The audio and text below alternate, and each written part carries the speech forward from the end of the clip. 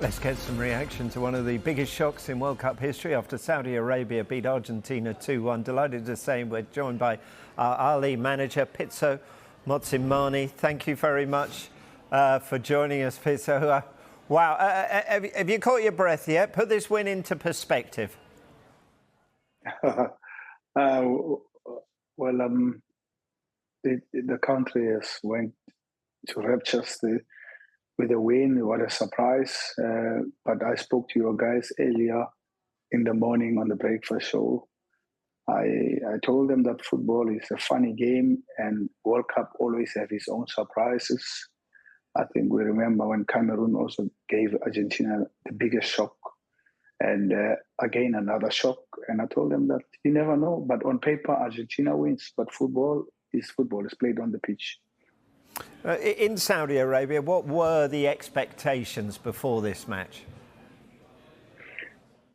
Well, the country didn't really expect easily to win, but you know, in football, when you go into the match, as the coaches and players and even the supporters, you believe you can win, and it's possible to win, and they won. So they believed that they could win, but realistically, it was very difficult for them to say, okay, we will win this game. You can never, ever you'd have done well with the bookmakers if you know that you're going to win this match. Yeah. Do you think they're capable of in Saudi Arabia, of getting out of this group? They've won this game. Why not? Well, the confidence is high now, and they've made it. So, you know, in the group, sometimes four points with a good goal difference will make you qualify sometimes. But why they'll believe that if we beat Argentina, they will have a belief that I think we can pull one against Poland. Why not? And they believe they can win also another game. So the confidence is high, and anything is possible in football. So maybe they can get 2 draws, and 5 points will take them in. So let the other people fight each other. Saudi Arabia, by winning that one, have become the first non-European team to beat Argentina at the World Cup since that game you mentioned against Cameroon in 1990. But, of course, in 1990, Argentina would recover and go on to reach the final, won't they? So could that be another omen here? Well, you never know what's happening in the Argentinian camp now, you know, with a coach who have not such a big reputation, to be honest. I mean, he has done very well, the coach. In 36 games, he hasn't won a game, and he hasn't lost a game, and he goes and loses against Saudi Arabia. I mean, they just won the Copa America with Brazil playing against Brazil. I mean, it's a biggest shock, but it depends how the team goes. But the next match will determine their fate. If they don't win the next match, well, they know that they're in trouble. So they have to win their next match. They always go to the quarterfinals. They always go to come out of the group.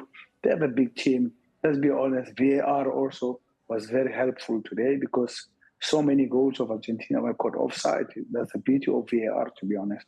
And sometimes people don't really like VAR, but I think it's always good to have VAR because under normal circumstances with other World Cups without a VAR, one of those offside goals would have been ruled onside, you know. But that's the situation today. Yeah, and that's where we are. But let me give you a stat, possibly that might bring joy to fans of Saudi Arabia then, because how about this stat? The last 3 teams to beat Argentina at the World Cup have either gone on to win the tournament, that's Germany and France, or reach the final, that's Croatia.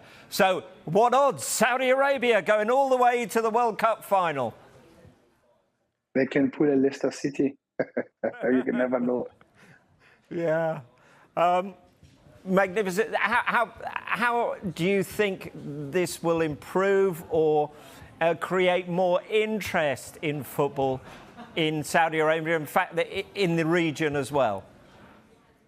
Well, I think the other teams, never mind only the region, I think the other so-called smaller teams, they will be motivated by this win and say that, but also the big teams will also take it differently to say, You have to take your opponents very serious, and you're going to take your chances because there's no small team in football.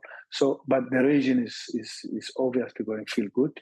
Okay, Qatar didn't do very well at the beginning, but hopefully, even Africa has now a belief to say anything is possible. Anything is possible. We know that. Pitso, thank you so much for joining us. Lovely to speak to you.